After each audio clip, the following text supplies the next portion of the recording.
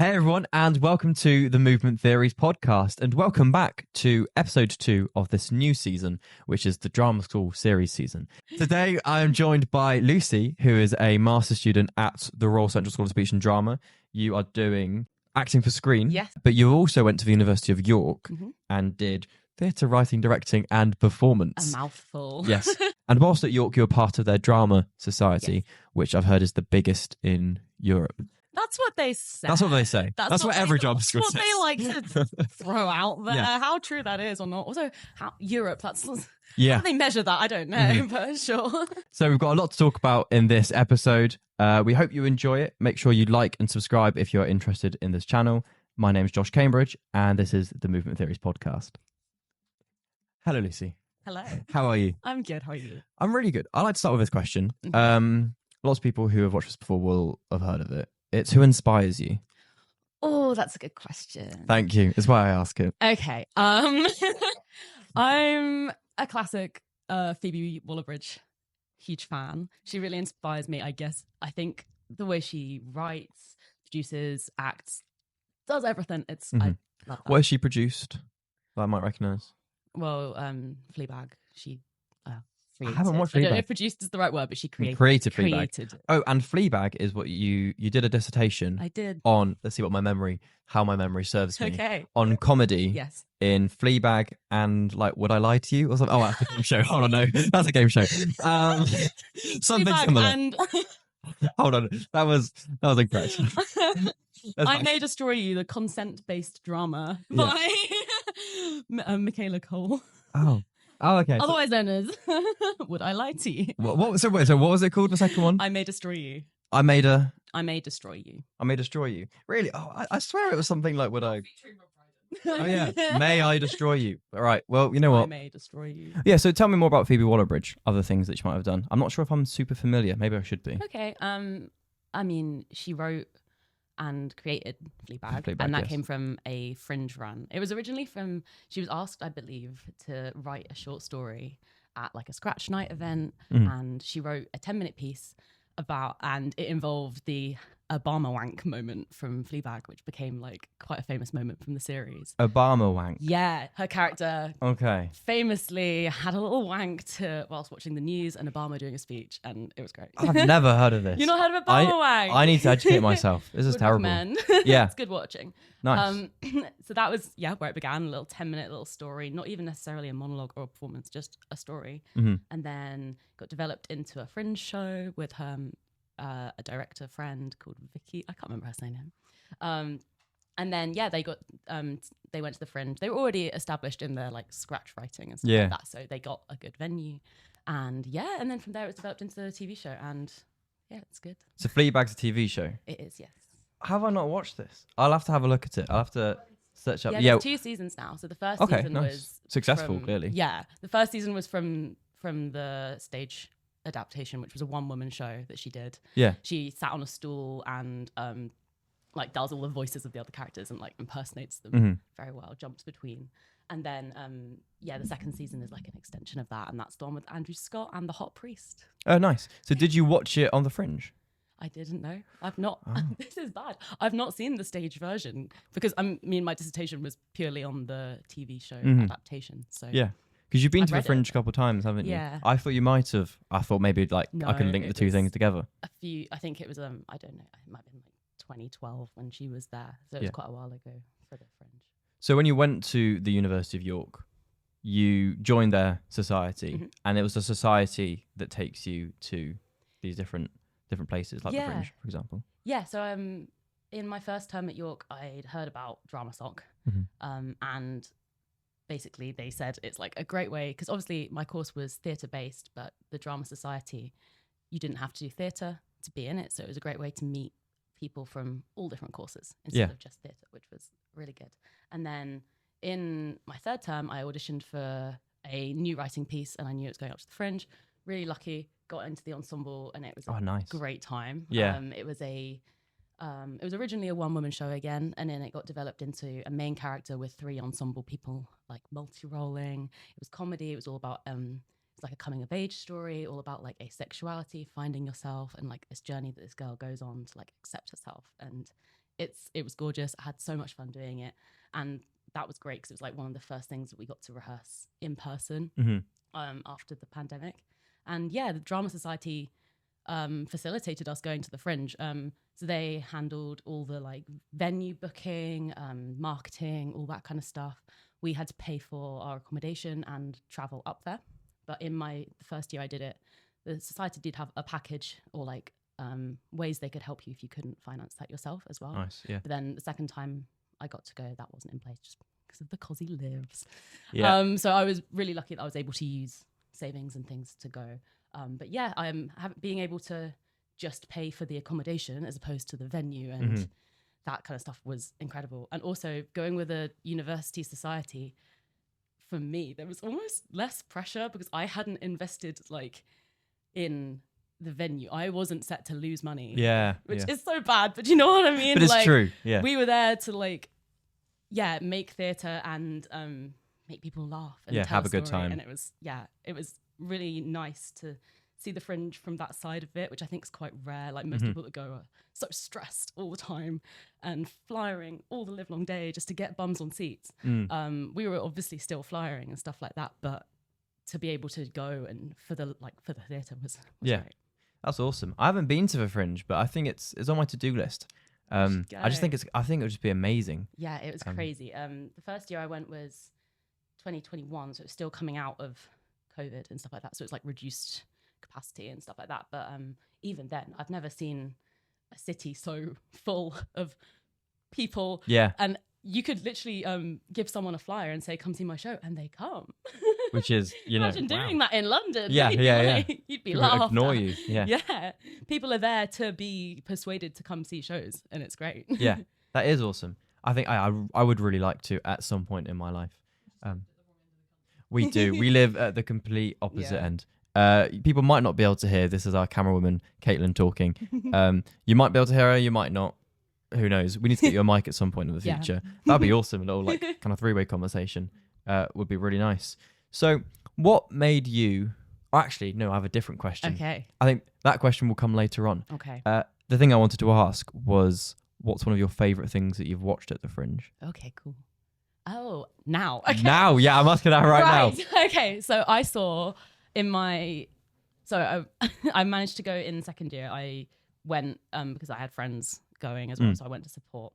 And I saw a comedian called Paul Curry or Curry. I believe it's Paul Curry. Could be Paul Curry. He won't be watching this. Yeah, they're an amazing comedian and physical, like almost it's clowning. And they had the audience in the palm of their hand from the start. At one point, they handed out bread. Okay. And then intense classical music comes on and they just shout, bread fight! And everyone in the audience gets up and starts throwing bread at each other. Wow. And it's like, I've never just got up and just gone along with what someone's told me to do like that before. But they had us like purely in the palm of their hands. And it was so interesting to see what they could make us do. There was a bit where they were almost just sort of like going like this with their hands, and the audience was like responding, making noises to respond to it. So it started just like little like whoa kind of thing, and then it sort of built towards the point where he was going like and the whole audience was going along with it. And that was really live, and like you could tell that was different every night, and that they were having the best time as well, and that was really good. How do you think he achieved that then? That like captivation of an entire audience like that closely?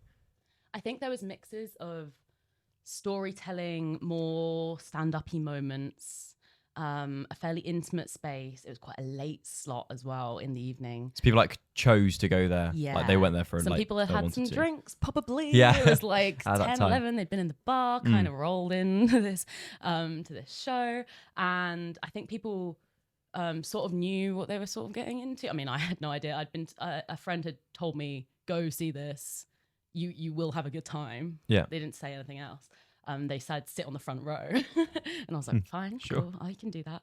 And I think there was something about the mixture of music, storytelling, audience engagement, like making eye contact, everything being very open and raw. Like there was moments where they shared some really personal stories about their they came out to us as non-binary and their experiences with that, and combining that with moments of pure hilarity in a bread fight. Yeah, it was like such a journey. yeah, for sure. And yeah, it was great. It was really fun to be part I think of. that's a really good way of like telling really like intimate stories, is having a nice kind of like mix, so that, because I think it can be quite a lot for an audience if it's so like purely, you know, full on, but then just sprinkling in a bread fight, for example, in that can just like really make it a bit more chill. And I think with that, it creates so much more of a journey that you go on as an audience member. If everything's always 100% comedy or 100% drama,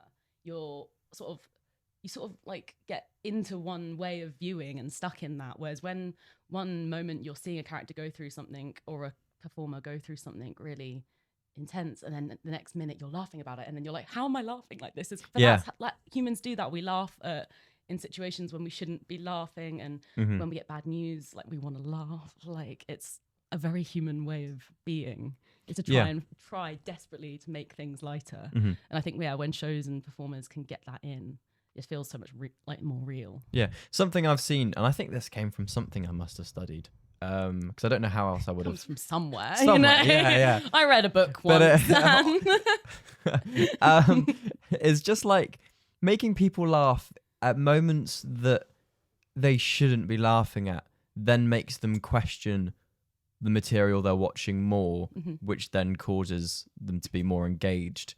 And if there's some sort of, and I can't remember what it was from, it was something we must have done, just about like making the audience laugh at moments which is like, I really shouldn't be laughing at that, but the way it's being told is funny. And then you really think about it more instead of just being like, oh, nice, that was good. We watched recently, have you seen, let me get the name right. I've seen a lot of things. It's musical theatre. Okay. So from the limited range of shows that I've watched. Oh, what was it? It was Tippity Tap Tap, White Shirt, Book of Mormon. I've heard it's very funny. I've not seen it. Tippity Tap. It brought the name back. So Book of Mormon is very controversial, and like some of the ways that like some of the like the messages are like conveyed is like, ooh, but you're laughing. But so this is a really good example, I think. Would you say? I think it's a good example of laughing at something, but then thinking, oh, that can't be right. I shouldn't be laughing at that. But one of the most like engaged I've been in a show. So it clearly works. It makes you like sit and like question yourself. Yeah, to go back to Fleabag. Yes. There's a moment in it where Fleabag. Oh my god, I'm gonna spoiler alert. Oh, it's alright. Okay, so Fleabag's mum passed away due to cancer, and there's a moment where Fleabag and her sister are sat just chatting, and Fleabag comes in and says, I just did like a flash poo in prep. Okay. And then Claire's like, oh, did you wash your hands? She's like, no, and like wipes it. It's very funny, very like toilet humor, like childlike humor that it's lovely and great. And makes like that inner child is just like, farts, poop, yay, funny. And then like literally within a minute, Claire says something like, oh, I haven't farted since mum died or something, which you know that's not. Yeah, but also like, how do you react to that? It's like all of a sudden, oh yeah, the mum's dead. Yeah. Oh God, they're like, yeah, there's so much more going on here. Should I be laughing? Because that's clearly not healthy. That's clearly like some kind of repression of this guilt or this loss is like coming through your body, and that's not healthy. Like, go a fart. Like, that's not okay. And it's like all of a sudden, like, because you laugh and then you're like, oh, is she okay? And it's like, oh, but yeah. I mean, obviously, there's the very common thing that apparently girls don't fart, but I'm sure it's got nothing to do with that. I mean, I'm taught that all the time. Do we not fart? Apparently, it's a thing. It's a thing. I mean, I don't think it's true, personally. I thought all humans farted. It's one of those things that like people just say to you all the time. It's like, we don't fart. I was like, okay, sure, but it was you, because like, for example, being the only guy. Being the only guy sometimes in a dance class. Okay, yeah. Right. It means that you always get the blame for like bad smells put on you. Okay. And I'm like, what do you mean? Like all the time. And it's so frustrating, just being like, I don't know, someone clearly has farted, and everyone was like, well, it's Josh, isn't it? What? Why? Okay, what it sounds like is that it is you, and you're just trying. No. Because it can't. Sometimes, like, I'll be honest. Sometimes, but like, it can't always be me. Yeah, it can't always be me. Drama school students are all addicted to caffeine, and we know what that does. Like, I'm not. Wow. Like, I'm What's clear. that like? Yeah, I'm quite tired. I am quite tired. But some of that comes from my sleep schedule. Drama school students I've seen as well, all vape, generally. Yes. 80%. Which is interesting. Yeah. Yeah. Because the research hasn't been done yet, really. No. Into so I guess we'll just see in like 20, 30 years if, the performance industry, everyone just stops being able to sing or something, which just is seizes up. Yeah, I don't know what's going to happen. Yeah, no one knows what's going to happen. Like, but at the same time, it might be fine.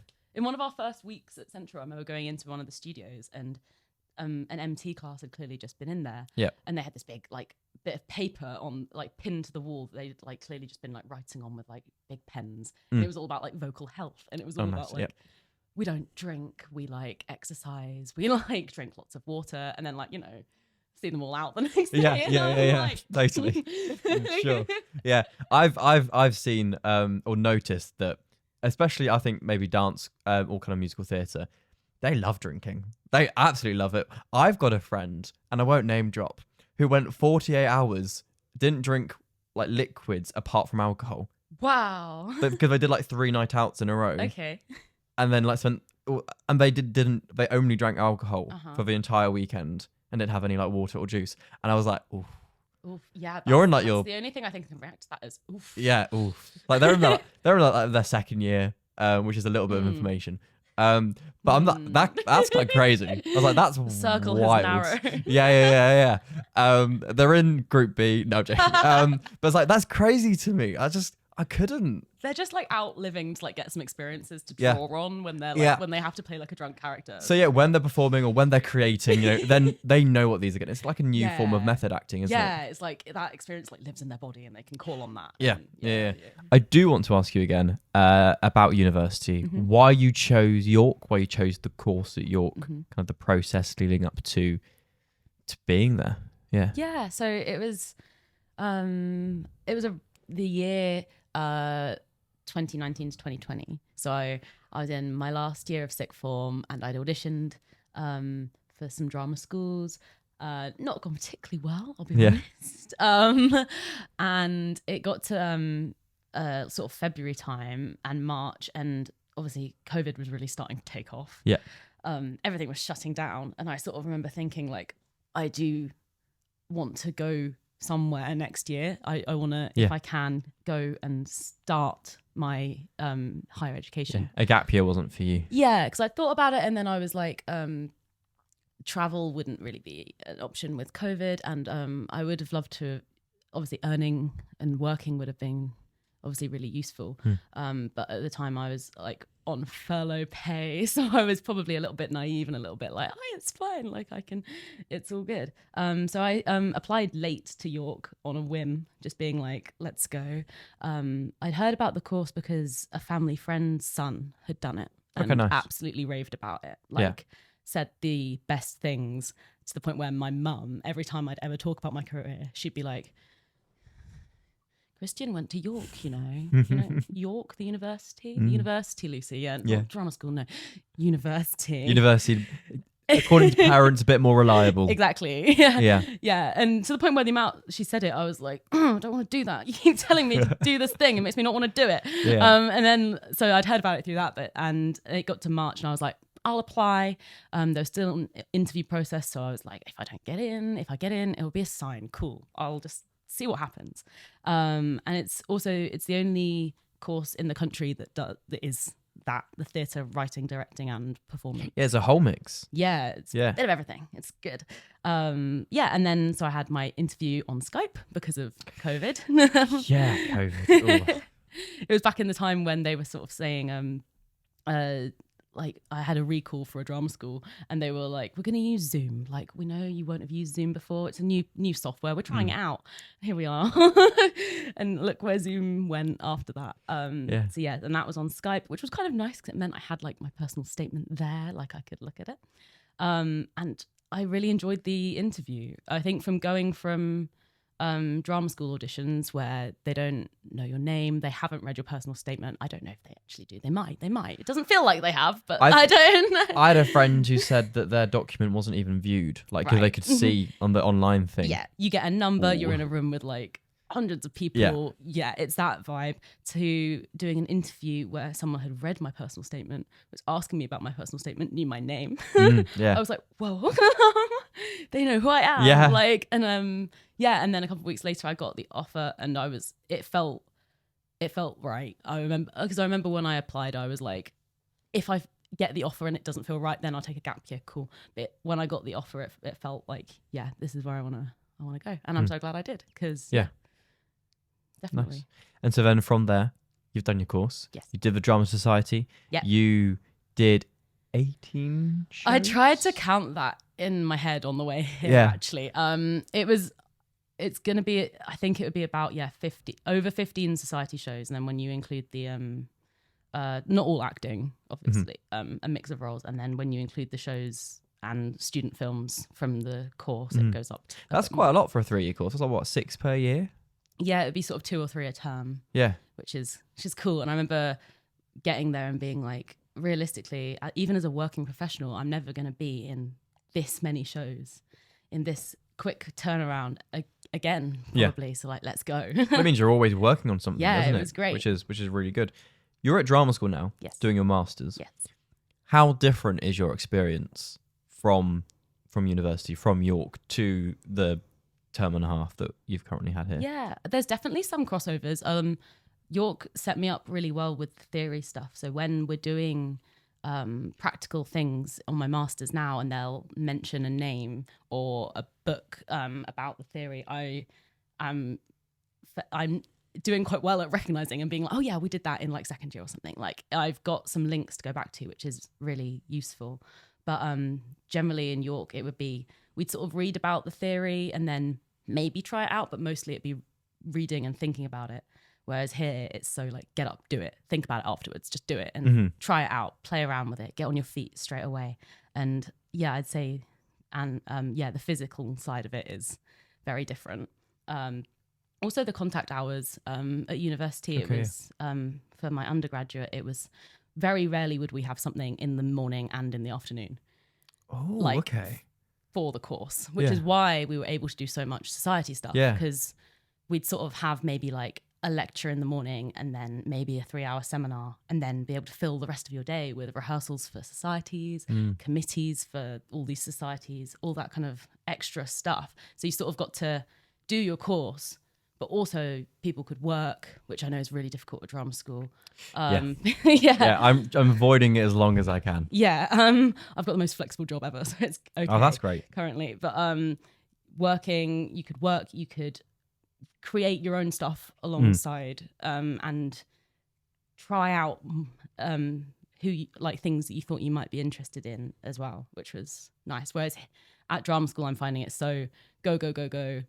You're on all the time, always going, and then maybe like I'll maybe be like, oh, maybe I want to try writing a scene, and then by the time I get home, I'm like, oh, I'm tired. Yeah. I don't want to write. I have to say, I really agree with you, because I mean the course I'm on is very dance heavy, which just means I'm just always dancing. Yeah. And I come back and I don't have the energy. It's like, really good. I feel so lucky to be doing 100%, 100%. Like I know, like I feel like how lucky I am to be here and be in the building and be around all these amazing people, and I just want to soak in as much of that as possible, which means that like there's just less time to do anything else, which is fine because like I'm here, especially on the masters, I'm here for a year.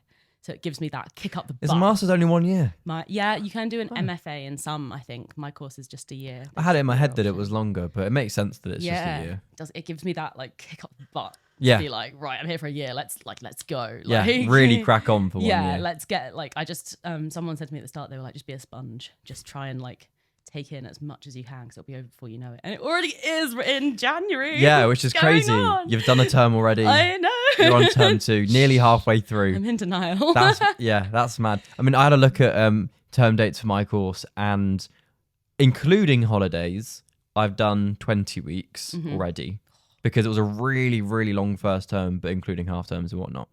The rest of my course, now if I remove holidays, it's another 20 weeks. So you're halfway. Technically, no, yes. you're halfway. Let's talk about that. Yeah. How do you feel? Wild, you know? It's wild. crazy. Obviously, holidays was included last time and not next time. But the fact that I've got now 2 shorter terms, which means I'm nearly halfway, and it's January. Yeah, I don't know about you, but for me, like the period just after Christmas always kind of like is a bit of a blur and kind of flies by. Before you know it, it's summer, and then it's like, it's done. Like, what's going on? Yeah, I'm just trying to take in as much as I can. As you can. So yeah, I'd say the main difference I found has just been like the intensity of it, of the course compared to like the experience. Because obviously I was still busy at York, but that was like I chose how to make myself busy by doing societies and by working and all these extra bits. Whereas here, it just is busy. Yeah, like the course is busy, but it's great. What made you choose to do a master's, and what made you choose Central? Cool. So I obviously auditioned to do acting before I went to York. So for a while I've known or have had drama school in my mind, and acting as something that I'd love to do.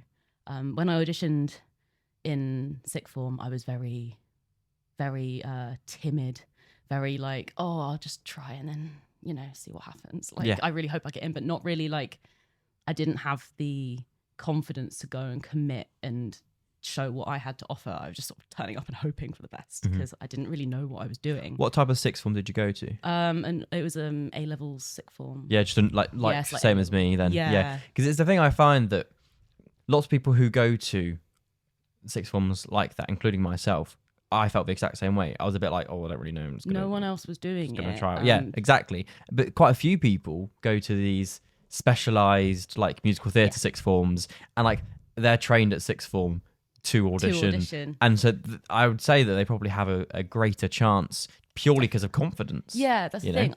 I'd never auditioned for anything before. I didn't know what I was doing.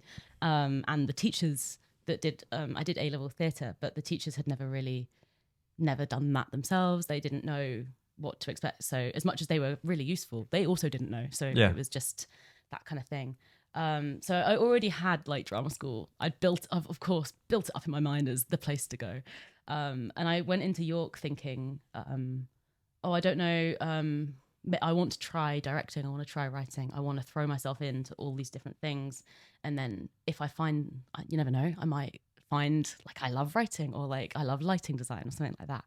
So I was like, I'll go in with an open mind and see what comes out of it. But annoyingly, it made me like acting more.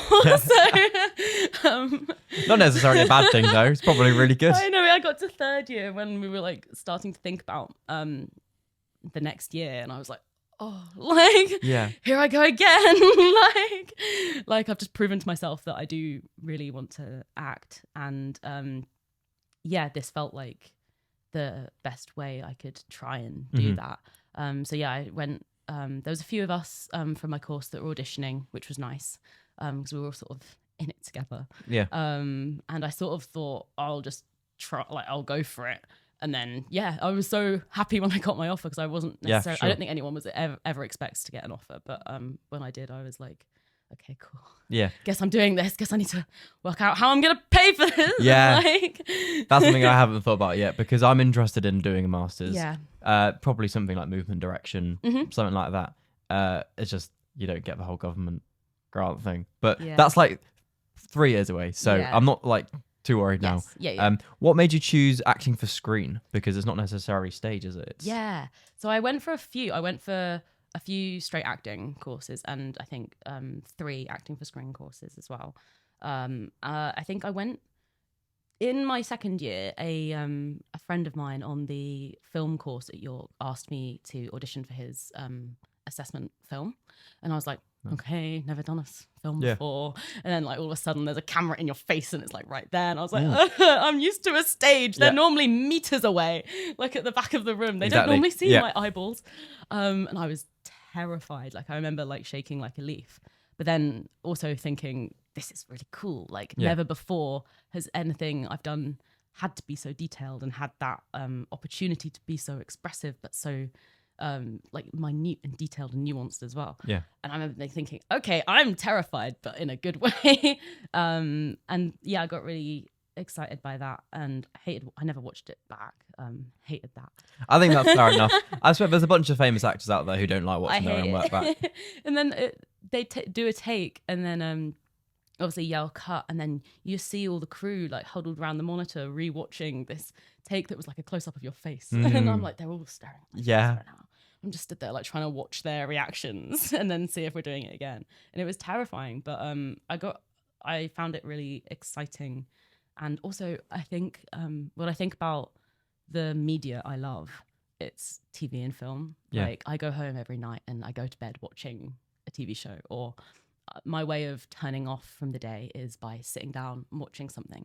And I just think it's so powerful that it can get, like a TV show can get into the homes of so many people from all walks of life. And when people are so relaxed as well, when people are like relaxing and turning off at the end of their day. And I just, I think the impact and the stories you can tell on TV and film. I love theatre. I will never not love theatre. And I always, like, if I ever get cast in a theatre thing, always say yes. Not turning it down. For sure. But I just, I love the opportunities that film and TV have to just reach more people. Yeah, that's really interesting. I guess because like it's every single day someone can be affected by a piece of work that you're doing on TV, whereas theatre seems quite like a privileged thing. Like you can you go access wise, like you only go every now and then, and it's usually like a special occasion, or like it's always for some sort of reason. Yeah, for me it's usually like a present. Yes, or, you know. See, I was lucky growing up that my parents really enjoyed theatre, so we had a tradition of we'd go every New Year's Eve. Oh, nice. Which was really nice. I meant we saw some random stuff because random things on New Year's Eve. Like you never quite know what you're going to see. And again, like as a present, like if it was my mum's birthday, we'd maybe go to a show. And I'm so glad I got that. My parents kick themselves now because they're like, oh, it's our fault. It's down to us. I'm like, yes, it is. It's your fault. Yeah. And I still love theatre. Like nothing comes close to it with the liveness and like the audience reacting in the moment and it being different every night. But yeah, access wise, like TV can just reach so many people from like any walk of life that like even on your phone nowadays, and I find that very cool. Yeah. Something I'm interested in. So you're doing acting for screen. Yeah. Preparing you for doing work on screen. Now hopefully. Hopefully. Yeah. I'm someone who's doing a stage course, but I'm so interested in trying everything. I mean, I've been in like my friends' like short film and stuff. And I don't know if I ever would do a course about acting for screen, but if I ever got the opportunity to, like, I would take it. From like what you've done so far, like, not spilling like to spill your course's secrets, but are there some certain things that they do make you look at more for so that you could some advice or maybe you could give to someone who probably will never do a course about screen acting, but would love to just do it, like learn on the job. Because with theatre, I pretty much just learnt by doing shows, and now I've come to drama school. I'm actually like, oh, this is how it's meant to be done. Yeah. So if you think about on the screen side, like, I'd love to be in TV stuff. Yeah. I have no idea what I'm doing though. No, definitely. It's really interesting because I'd say like maybe like 60-70% of what we train and what we do in a day is not like in any way related to the screen. It's like acting and using your body, connecting to your breath, all that kind of fun acting-y stuff. And then it's maybe like a smaller portion of the time is like putting it into the screen context. The main one thing they said to us on like one of the first days we were there is the main difference between huge difference between screen work and theatre is that in screen work there's no audience. And I was like, oh yeah, like it's true, when you're doing a scene for a TV show or something, it's just you and and your scene partner in the room. There's no one else there. And I'm being like, oh yeah, like why have I never thought about that? Like when you put it like that, that's so obvious. Yeah. So going from my theatre degree where it was be big, talk to people in the back, your whole body is on. Yeah, show. Like over exaggerate. Yeah, to then suddenly be like, actually, I'm just having a conversation with someone in a room. Like no one else can see this. I'm just chatting, like, and bringing it back down and thinking, okay, like how would like. The camera might be there, but it's not there. Like in the scene, there isn't a camera and a crew and someone with a clapperboard and a boom above my head. Like that's not there. Yes, a big thing I found transitioning from the theatre side of things into screen was just having to really focus in on the circumstances and the fact that it's just you guys there. Yeah. And just focusing on that and the situation and not having to think about an audience and being so aware of don't turn your back on the audience, project, and actually just trusting the process and trusting that the microphone will pick up your voice and the camera will catch what you're doing. You don't have to play. Obviously, don't turn your head away from the camera, that kind of stuff, but like being less aware of that side of it. And I found it quite freeing to just be able to be like, I'm just having a chat. Yeah. I have chats all the time. I can do that. You might hate this a little bit now, but I'm a bit of a nerd and I'm so obsessed with like technology. Because I don't know how interested you are in the things like the cameras and all of that. Do they have studios then that you do it in? Like, how does that work? Also, do you know what cameras they use? I don't. And, like, I'm sorry. Or like what tell us what they look like? Or it's big. It's big. Thanks. Big lenses as well, I'm guessing. Yeah. So we have a camera class specifically, which has the biggest camera that we use. Is it Blackmagic? Oh, possibly. That's very that feels like it rings a bell. Yeah. And we're really lucky in that session because it's a 4-hour session in a black box studio. Nice. It's actually like underground, so it's pretty quiet. Yeah, I think I've been in that studio. Studio A. Yeah. Yeah. I think I might have. Yes, I believe I have when I unsuccessfully auditioned for Royal Central. I've been there, don't you worry. And yeah, it's so it can be completely blocked out, and then we're really lucky that we get a technician come and set up some lights for us, so when we're doing scenes or monologues for that class, it's like very well lit, and you look a bit better and you feel a bit, you're like, oh, okay. I mean, I'm not looking at the acting, like the lighting's pretty nice. And lighting wise, again, I'm also interested in things like this. Is it like a 3-point system? Do they have like big box lights or like circles? It's like squares.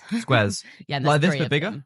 Yeah, probably smaller actually. Probably just like but more powerful. It's like an LED, I think. I mean, these are just the cheapest ones I could find. Panel lights. Okay. Light. And then do they do like two on either side and then one like maybe facing upwards? There's normally one sort of camera side, and then like sides as well. Okay. But it changes because the technician plays around with depending on like what look they want. Yeah. Sometimes they'll do one where they like have one at the ceiling and then that ceiling like then bounces down. Yeah. I love backlighting as well. I think backlighting is so it's just you can see I've set up this little blue light there. It shines behind you. Oh yeah. So the close-ups of you should be quite blue behind, a nice little bit of colour. This one just that's nice. Yeah. Preferably I'd have some like actual visible lights, but this set is these are good. Yeah, I mean, no, I'm very happy with this set. I want an actual set though. We did an episode. Have you heard of the company Frantic Assembly? Yes. Yeah, so one of their practitioners, he's currently on tour with them in Metamorphosis. We did an episode with him, amazing. And it was at his house. It was like 2 hours away. Sort of transported all my kit on the train.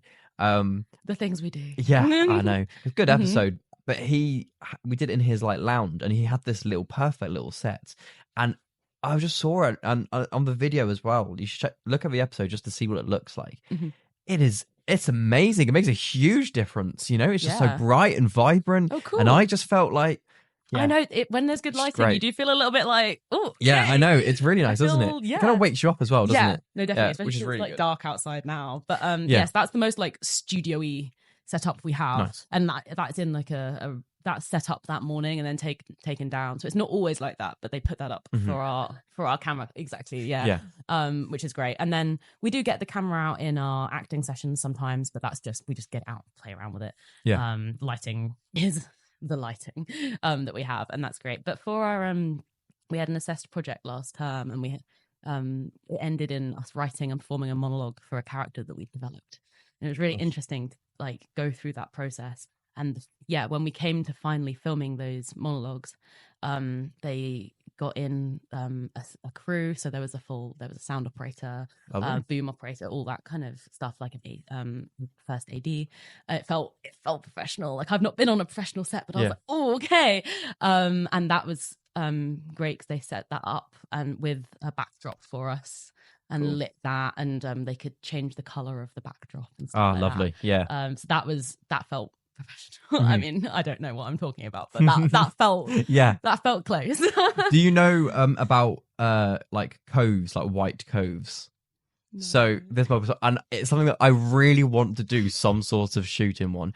The Sidemen use them all the time, and it's basically like, okay, so for example, if this room had one, it would be floor to ceiling and it's like curved down like this whole like white canvas. Oh my god, and, like, you that's stand what on they it. had. Oh, okay, yeah. Yeah. And so was it like, did it curve down to the floor and like you stood on it? So that would have been a cove. And so it just means I that learn things. the entire...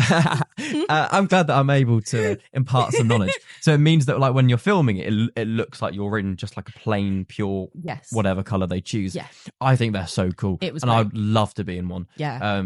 Because it's like an infinity cove. Yeah, I think that's what it's called, an infinity cove. Okay, I should write this down. Yeah, and I only know this because I whenever I watch things, like I'm such a nerd, I always try and find the behind the scenes.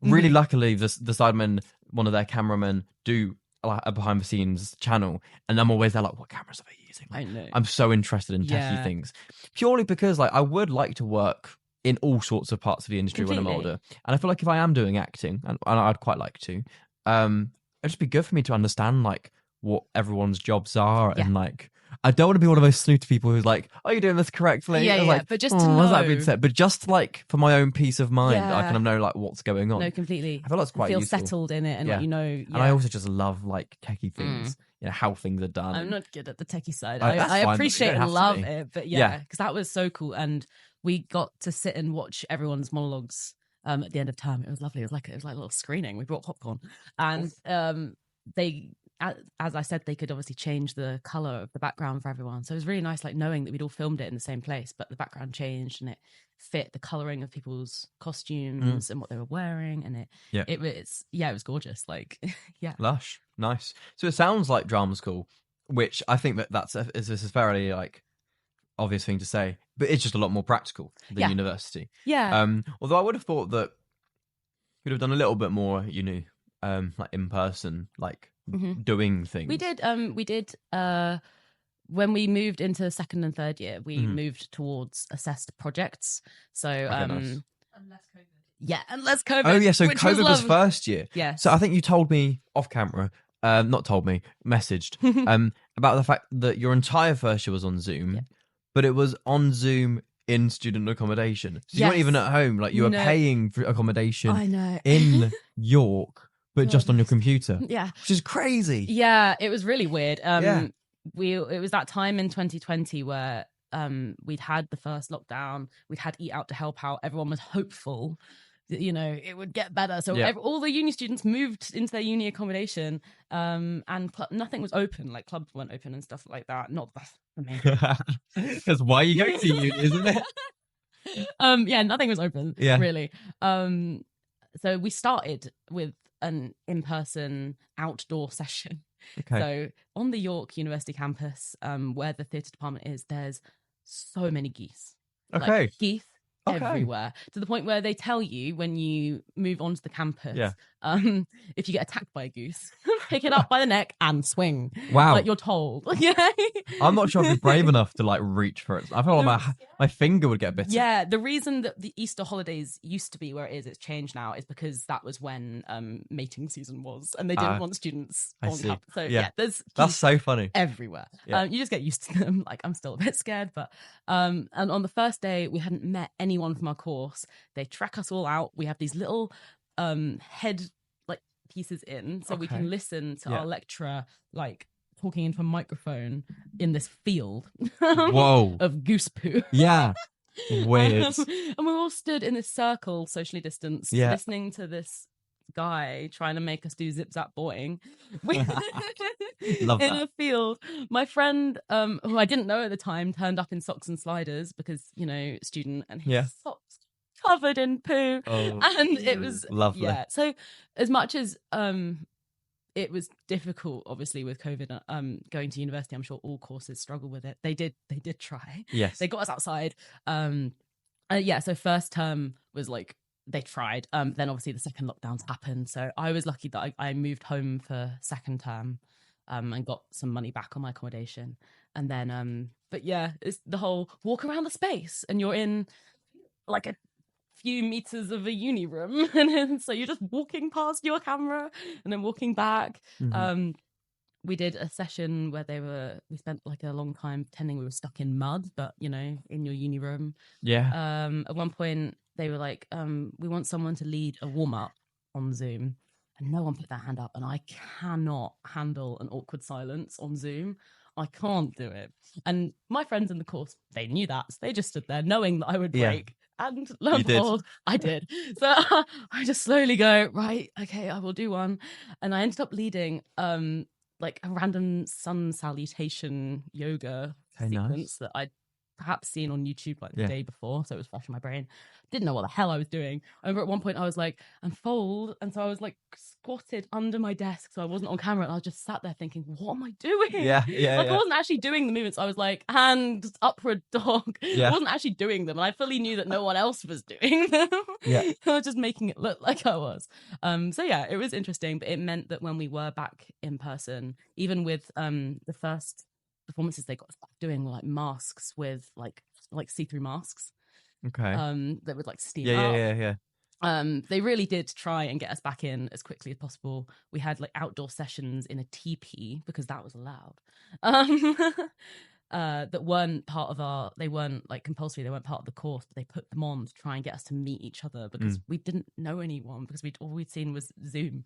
It was really weird because you'd meet people and you'd sort of guess how tall they were, and then you'd meet them and be like, oh my god. Yeah, I had that because I did a summer program, and I remember for some reason some of it we did something on Zoom, and so like we got to meet everyone who was going to take part in this program all on Zoom, and like there were some like activity days, and so you just see all these like pictures, and then when we went finally in person, it was like, oh, that's really surprising. You know, because you just can't really tell. Surprising. Like, wow, you're really tall. You're tiny. Yeah, you know, really. And I don't know how I got these assumptions of someone was like short, and then I'd meet them and they'd be like over 6 foot. And I'm like, I did not see that coming. But it meant that when we were back in person, even outdoors or with masks on, we were all so grateful to just be in the space. At one point, this is probably the lowest point, they gave us 2 meter long sticks. Okay. We were stood in the space going, don't come near me. It's like that exercise where you have to like swing your arms round, make sure you're not bumping into anyone. The distance sticks was that was a good moment. But yeah, they really did get us in as quickly as they could. So the reason we were on Zoom so much in first year is because they were prioritizing the second and third years whose assessments actually counted towards their degree, which actually makes complete sense. So totally. Yeah, I actually, as much as obviously Zoom was rough for anyone doing lessons or any kind of education, or work through an online format that's supposed to be in person, you can honestly say they did a good job of trying their best. And yeah, it meant that when we were in person, we really appreciated it. And we did, as I was saying, we did projects that were assessed as we moved into second and third year. And in them, we got to pick what we wanted to be assessed on.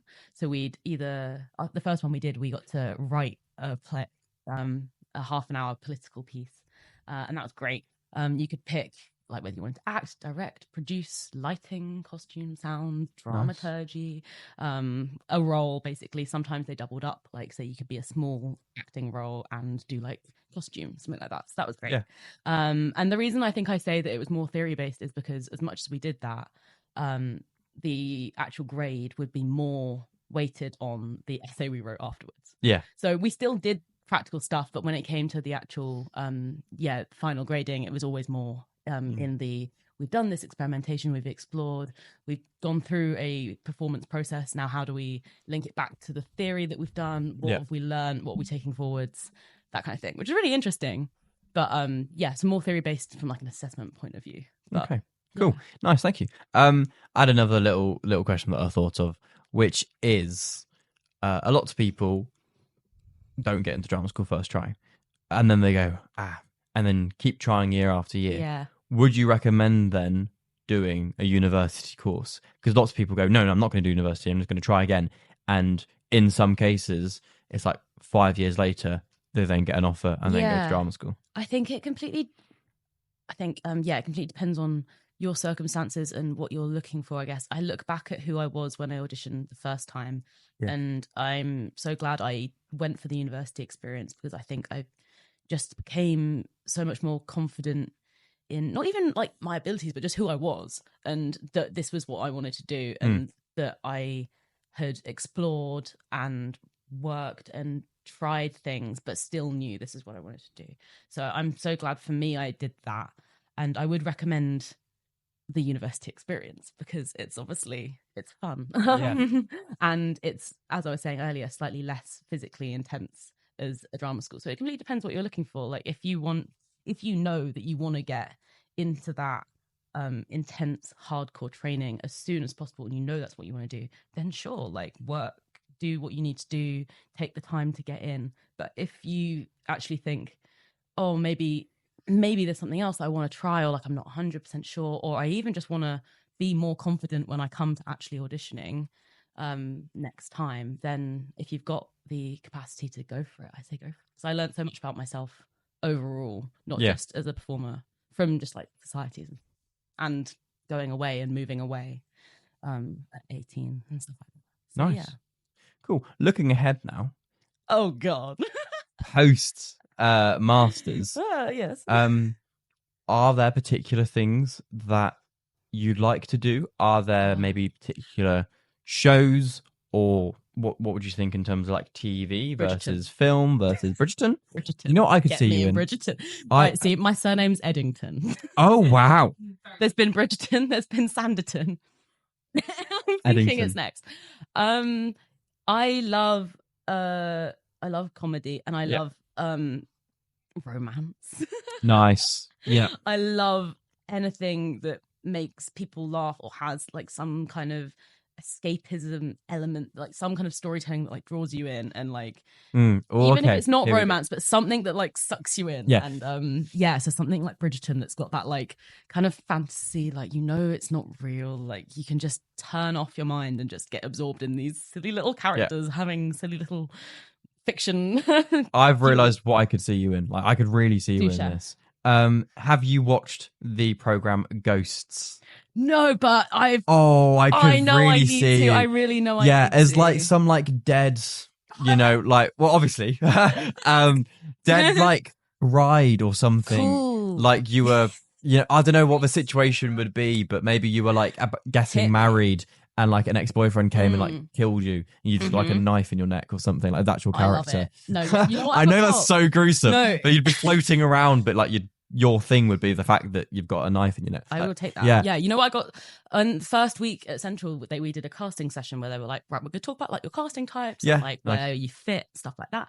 And my like course leader looks at me and goes, I think you'd be really good at a young professional who's recently trained and thinks they're like really good at what they're doing, maybe with like a cancer therapist or something like that, but actually has no idea what they're doing, is really naive and doesn't actually know what they're doing, but thinks they do. And I was like, okay. That's so specific. Yeah, that's crazy. She had a vision, and I was like, cool. You're gonna like live up to that now. I know, but I want to make people laugh. Yeah. Well, Ghosts. There we go. Yeah, I want to make people laugh, and I want to make people engaged and like into the story and not thinking about other stuff, because I think that's when stuff is its most powerful. It's like when you're like, you're in it and you're watching it. In an ideal world, I love book adaptations. Nice. I love reading a book and then seeing it on TV or in a film version. And I always read a book and thought, I could play that character, even if I could not. So yeah, in an absolute ideal world, I'd love to do a book adaptation and read the book and take it from page to screen. So I think that'd be so interesting. Yeah, because you hear like you literally read their thoughts. It's easy. They tell you what to think. Do you like Harry Potter? I do. If you could be any Harry Potter character, who would you be? Okay, I put a ginger wig on the other day, and I look a lot like Ron Weasley. Ron? I'll send you a picture. Yeah, do. I mean, you know what? Probably Luna. She's just cool. Yeah. She's just cool. Yeah. Like, she knows who she is. She knows what she likes, what she cares about. And if other people don't agree with that, she's like, cool, you do you. And I respect that. It's cool. She's just fun. Her character is really interesting. I really like it. Yeah, she's interesting. But I mean, Hermione's also Yeah, obviously Hermione. You know, everyone loves Hermione. Someone once told me that I was in the toilets at a restaurant, and you know when you like, awkwardly come out of the cubicle at the same time as someone, and we're just like washing our hands, and this woman just looks at me in the mirror and goes, "You look like Emma Watson. Bet you had her money. Bet you wish you had her money." And I was like, yeah. Of course I do. Yeah. Yeah, okay. I was like, thanks. Also, what a weird thing to say. Thanks for reminding me that I'm not Emma Watson. In crippling student debts as well.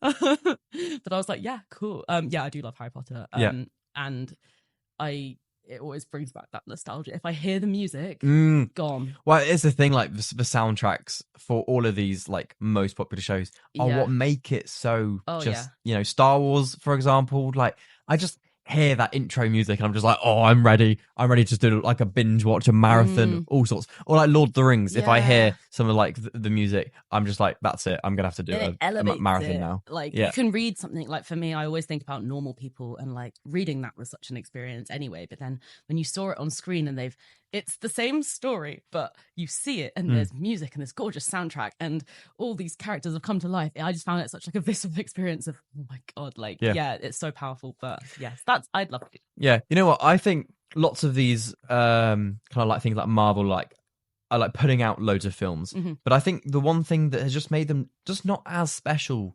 as films that I used to watch when I was a kid and that I now rewatch, it's just, I think because they've just been put out, it's like we're going to try and do a film every year, one every 2 years, instead of these films that used to be worked on over like 5, 6. I think maybe the soundtrack might be what just takes away from it, because it's like we've got like a year to produce this big film, and they are great films. Lots of things that I'm seeing recently. And like Mandalorian did a really good job. You might not know about Mandalorian, Star Wars. I don't know. The soundtrack on that's really good. But I feel like because so many like programs and series, it's like because the demand is so great, they're trying to put these out so quickly. I don't know. I'm just not getting that as like nostalgic feel when I hear the soundtracks again. Whereas some of the old films, I was just like, wow, it's just incredible. And then on the flip side of that, when you see something like Saltburn, have you seen Saltburn? I haven't seen Saltburn. No, okay. But it's like, it's been in the works for like some time now. And then it's obviously like there was some hype around it and now it's come out and like everything is so placed and meaningful and purposeful. And you can tell like every shot is a script, like you could screenshot it and it's like a gorgeous painting. Like everything is so purposeful and made and like fits the film so perfectly. And you can just tell that it's had that time to develop and expand in all the best ways. I love that. I think that's the thing with film. Like, obviously, it's really good to be able to get them out soon and quickly, and people want them. But when it's worked on over such like a long period, like the first Lord of the Rings, because I am just that guy who spent 2 hours watching the behind the scenes making of each of the films. So it's about 6 hours in total. But the first film, that was like 15 months they spent. With the cast just kind of going through it, and like that's a very long period, obviously, for one film, but it means that the process is just so like I don't know, just so much more. But obviously, you know, the demand nowadays as an actor, I guess you've got to be able to adapt and be like, don't have much time to do this. You know, they've got these strict timings, so we just got to get kind of crack on with it. And I guess you have to spend so much more time then kind of developing your understanding of the character instead of it being like as part of the process. It's like you've got to do all that research beforehand. I mean, I'm so interested in these things. What other shows are you interested in? Like Harry Potter, like I just mentioned. Cool. Other ones like that. I want to see what characters should be. It's a real random mix. Like I am obsessed with Normal People and Sally Rooney's books that come onto the screen. I recently absolutely loved Daisy Jones and the Six. That was a book that I read and then was adapted into a TV show, and it was it's about a band, and they cast it, they started like the early stages of it, and then COVID happened, and it meant that all the actors in the band could actually learn how to play the instruments, and like they actually had time to become a band. Like that's really so cool. Then when they filmed it, they were like doing the stuff, and I was like, wow. We were just talking about programs that you'd like to be in, other things in the future. A Barbie question. I loved Barbie. As I said, saw it 3 times. I dragged people to see it. I took my mum, which was very wholesome, and I was really hoping to, like, you know, bond with her over it, because this whole like, oh, you haven't seen it, have you? I am going to. Oh no, I've seen bits about it. Okay, so there's a mum and daughter relationship, and it's very, very like it's just gorgeous. I did see it at the Critics Awards. Critics' Choice Awards. I'm Just Ken winning, and then seeing Ryan Gosling going, what? Why? which is quite sweet, actually, when you think about it, because of like the whole point being, I believe, from my limited knowledge, the whole point being like, why would that win the award? Yeah. But anyway, It was, loved it. Took my mum, and all she got from it was, Ryan Gosling's not bad to look at. And I was like, Mum, defeat the point.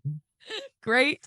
Absolutely loved it. I'd love to be in something like that that's just fun, has a message but fun, and it like draws you in. Soundtrack's great. I listen to the album all the time. Oh, this is so bad. My alarm clock is currently the song at the start, the When I Wake Up.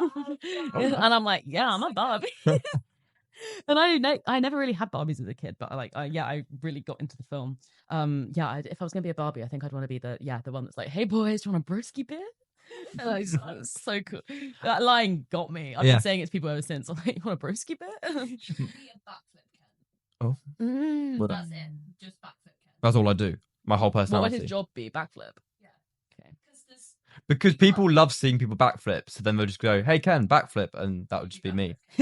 Which is like, which actually is something I have a problem with. Is like when you're like a kind of a male performer or whatever, and you can do tricks. People just forget about the fact that like you're trained in dance styles. They just want to see you do a flip. People are like, "Oh, you're a dancer," or like you're a gymnast. So they're like, "Oh, cool. Can you do a flip?" It's like, yeah. It's like, do that. Like, why? What about the other things I've trained in? Like I'm trying to get good at dance. And okay, I'll backflip again. It's just very. I guess they're just impressive, aren't they? Gets a bit boring though once you've done them quite a lot. But backflip Ken, cool. My only connection to Barbie and like Ken is from Toy Story.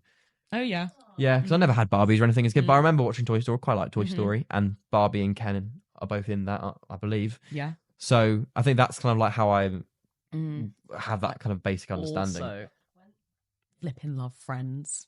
Okay, nice. I've seen bits, but I've never got into it. I think it was just there's a channel on Comedy Central, and it's just always on. Yeah. So like when you're like flicking through and there's not really anything you want to watch, just put Friends on. And like I think it just became a thing. Like I never watched sat down and like watched it in order. I just have seen it all from having on in the background, and I love it. It's just it's also like kind of older now, so it's like slightly more removed, and it's slightly like it's just funny. Like the phones they have, and it's like, especially the earlier seasons, the comedy in it is so good. Like it's so, they get to a point where they're so confident in their setup and the characters they've established that they can play around with it and have so much fun, and you can tell that they're having fun.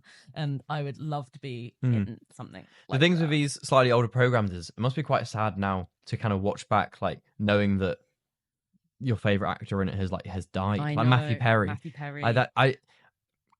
Thankfully, most of the programs I'm into, generally speaking, Brooklyn Nine-Nine recently as well. Oh yeah. God, it hits. It does. Like especially, I was with two of my friends from York when we got the news about Matthew Perry, and we just sat and watched an episode of Friends, and we were like, reminiscent. Yeah.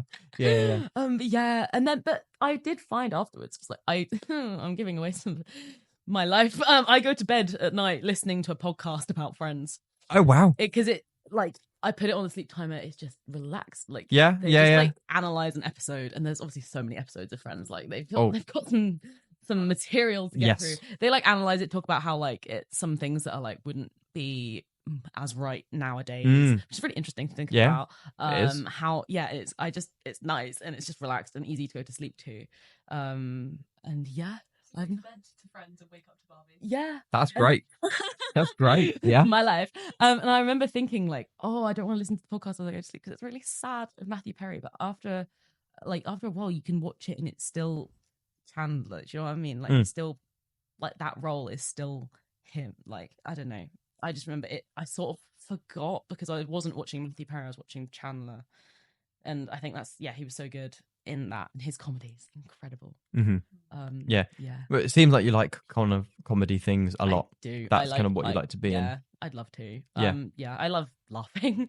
I think it's great. But it's nice, especially nowadays. Like I don't know, things are scary sometimes. Yes, especially when you work. Like if you've got like a long day or whatever, like going home, and you don't always want to watch like an intense drama or something that's like high stakes and you're on the edge of your seat. Maybe sometimes you do, cool, but like for me a lot of the time I just want to watch something even that I've seen before, like Friends. Like there's a comfort in that. Like I know what's gonna happen, I know the characters. Like I know that I'm gonna have a good time, and like it's lighthearted and fun. And I'd love to create that escape for other people as well. Nice. I really like that. I really like personally, and I wonder if you like it. But I really like just like action. I love action. Just like big fight scenes or like battles. Or recently I was watching this program which had, like an ex-CIA agent in. Cool. And I was watching it going, I want to play a CIA agent. Yeah. Like CIA agent. Like So just want to model cool. like MI6 No, or I like do that. I want to be a spy in a film. Because I just think it's really like cool. Yeah. Because they go into the program, they've got this plot armor already. The fact that they know they've got all these like skills under their belt, so you know that you're going to be a bit of a badass. And I think maybe the mixture of that with comedy could be really good. There are some kind of I like Brooklyn Nine-Nine. I like police comedies. Kind of things like that. I do that sort great. of thing with fantasy as well. Like I'll watch Game of Thrones and I'm like, I want to ride a dragon. Like like if I was ever going to be in anything, I would love it to be like yeah. that. I just think if I would love to play a badass character, I'd love to get some like fight training.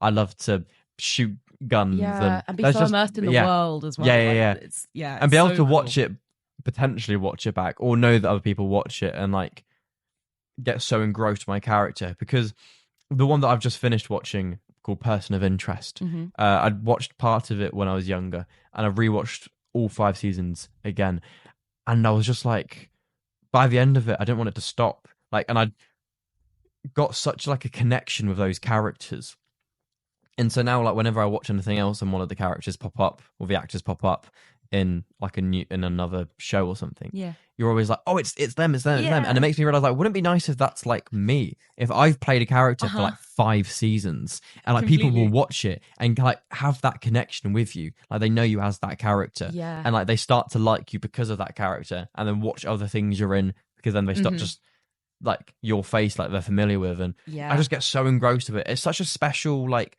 unique thing, isn't it? Like not many people will have that opportunity to have that meaning. When people say to me, if anyone ever says to me like, oh, so you want to be famous then?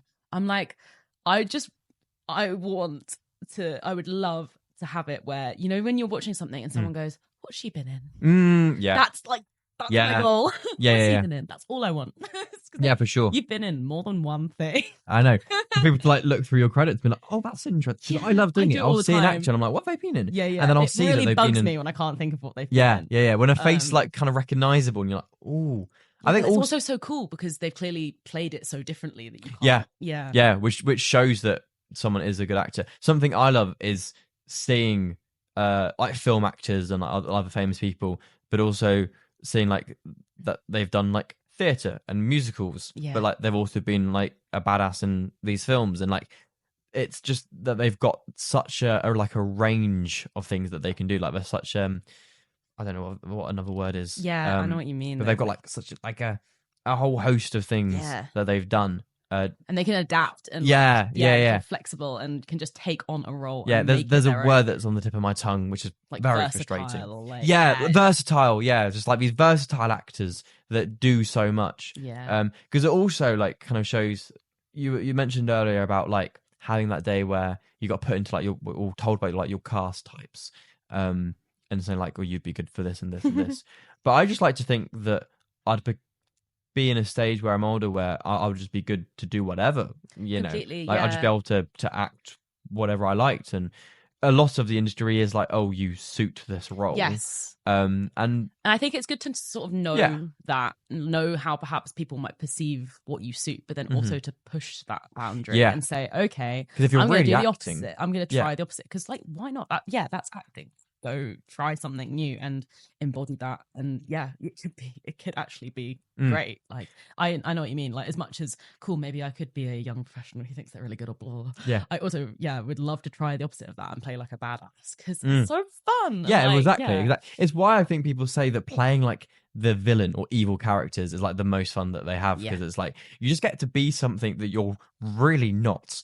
Like not many people are actually like villains or bad people, especially if you're acting. You're not actually going to be a villain. It's just being able to be like evil and like a psychopath and all of that. I just think and you can tap into the fun of it as well, exactly. Like, you can enjoy doing it. Whereas often if you're playing like the lead role that's carrying the storyline and the plot, I don't know, there's less, it depends obviously completely, but there's less scope sometimes to be a little bit more playful with it. Whereas when perhaps sometimes when you're the villain, there's a bit more ways of being a bit more playful and seeing what you can do. And you can so tell when an actor is having fun with their role, and it's the best thing to watch.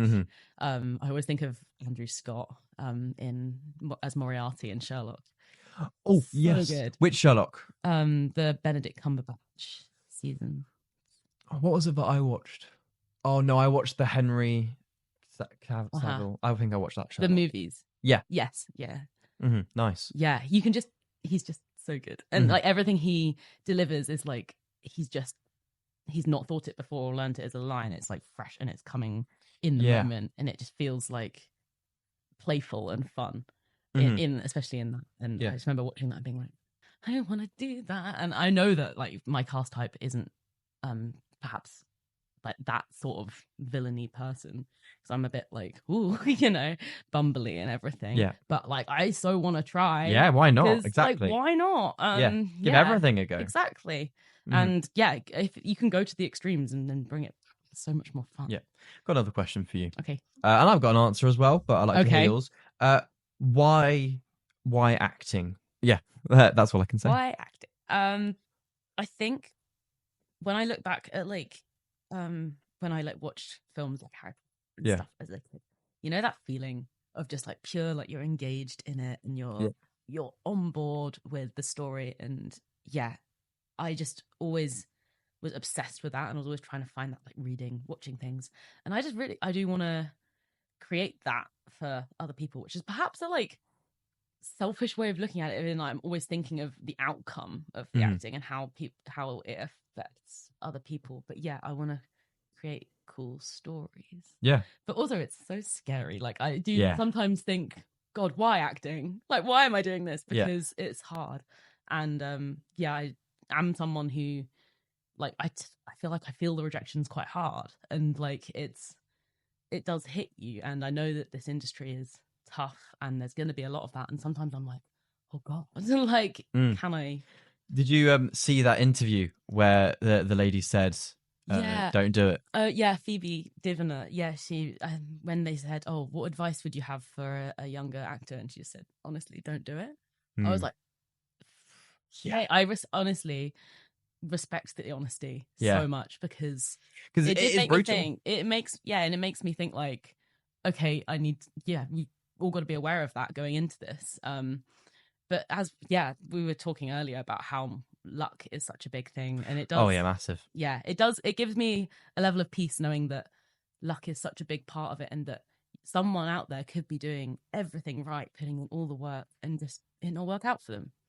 And it gives me a sense of release in that, like, I know I'm going to do my best, and I know other people are going to be doing their best, and if it works out, great, and if it doesn't, we'll be fine. Yeah, like, but also like you could be 40 years old and then suddenly it works out for you, because there are performers and actors out there who, I don't know what you call them, late sprouters, or I don't know what the phrase would be. I just made that up. Late bloomers, like late bloomers. Yeah. But it's just like you never know what's going to happen. Yeah, and so why not just try? Yeah, why be so hard on yourself and torture yourself constantly when you never know what's going to happen. Like something could swing by any time. Equally, you could be so close to having your dream role and like the project fall through, or like something goes wrong. It's completely out of your hands, or they decide they want to go for someone younger, something like that.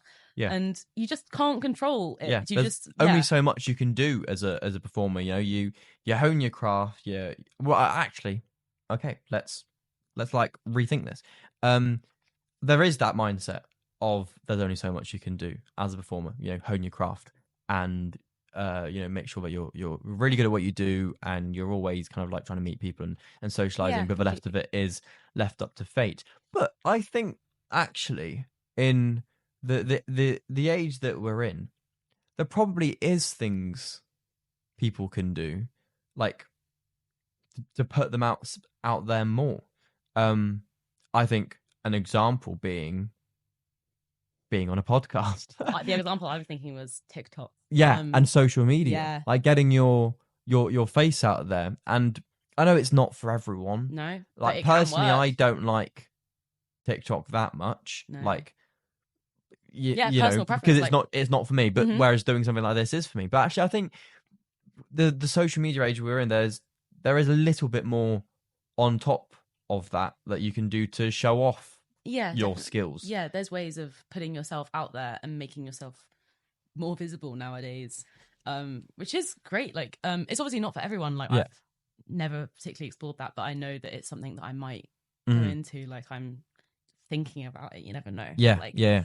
It's exciting though. There's different ways of approaching it as well, because some people's TikToks is like lip syncing and they'll go along with trends, and yet I see some people and they just some really like successful ones that do really well. There's some and they hugely just like talented yeah people. and like they'll actually just do like acting things, like they'll make their own acting I don't know, like their own stories, doing but it. and like and film it and post them on to TikTok and whatnot. And some people will do like drama improv games and do stuff like that, but it's like using all of their training in a social way. Knowing who you are and knowing what you do and how you work best, because if that's something that works for you, great, do it. Rinse it, like do it to like the best you can. If it's not, then find what does work for you and do that. Like you just gotta know yourself and trust that you are doing what you can with who you are, and not see someone being successful on TikTok and think, right, I must do that. Like that's how they're making it. That's and put yourself in that box, because that's not. Yeah. Because obviously it is an option, you know, it is an option, and it's not for everyone. I personally don't like making I thought TikToks. the other day I was like, someone went on Love Island and was then in a West End show. I was like, damn, damn, could do that.